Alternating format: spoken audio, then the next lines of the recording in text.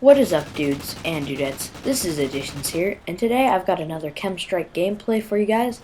Today I'm using the MTAR with no attachments because this is actually the final game before I got my gold MTAR, and one of the challenges for the gold camo is to get 150 kills with no attachments.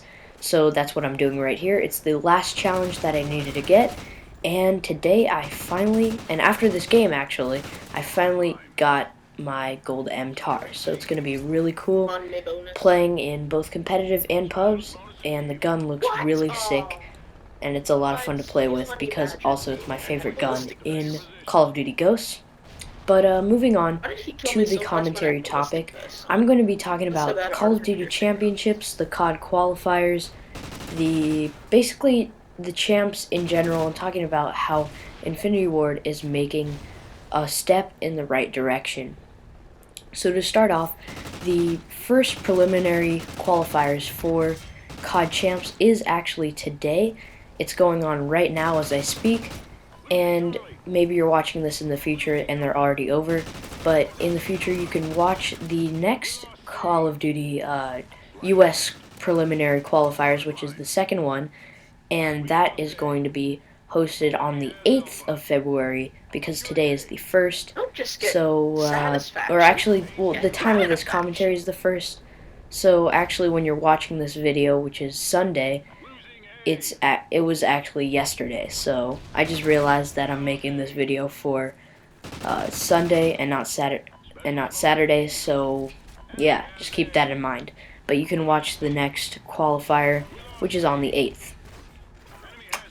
Also, so basically how it works in the US, the UK has a little bit different thing. It's like you go to if you win the qualifiers, one of the two qualifiers, you go to the Call of Duty League, and if you go to the Call of Duty League, then the top 8 teams from that Call of Duty League go to a LAN event, and then the top 4 teams from the LAN event go to COD Champs. So it's a little bit more complicated, but in the US, basically there's 2 preliminary qualifiers. And the top 8 teams from both qualifiers go to a LAN event, which is going to be hosted in Winter Park, Florida, at the Full Sail University, which is a tech university. Basically, they you're basically trained in programming games, writing stories for games, and also not just video games, it's also movies and that kind of stuff, just basically the industry of like entertainment. So it's a really cool university, but that's just where the event is going to be held, and then the top 8 teams, so 8 US teams get to go to COD Champs. So the top 8 teams from that Winter Park event, the Full Sail event, get to go and play at, representing the US in the Call of Duty Championships. I'm not particularly sure on the other countries that are how to like qualify and get to there, but I'm sure if you're actually competing, you actually know how you're gonna qualify for Call of Duty Champs. I would be doing this and my team would be doing this, but since none of us are 18, there's no way that we can get in there. Like Scumpy last year, he was 17, but he still got to go because they made stuff work. They contacted Activision and stuff to just try to make it work so he could play for Optic Gaming.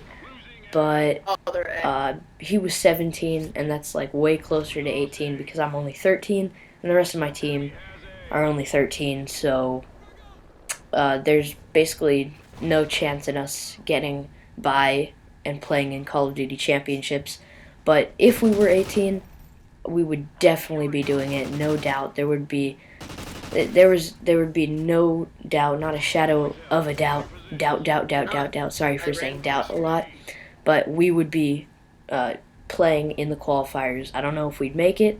I don't know about anything, but right here I get the KEM, and yeah, this was a 3-minute 46-second KEM, so it's not that fast, just because I really was running around the map a lot of the time. It didn't really get too hectic any times, but back onto the topic. Basically, So that's the qualifier stuff, how to qualify for COD Champs. But also, Infinity Ward is taking a step in the right direction, just because, you know, the competitive support was just not there at the beginning, and it's sort of still not here, just because there's no real competitive game modes except for Search and Destroy, which is just a staple.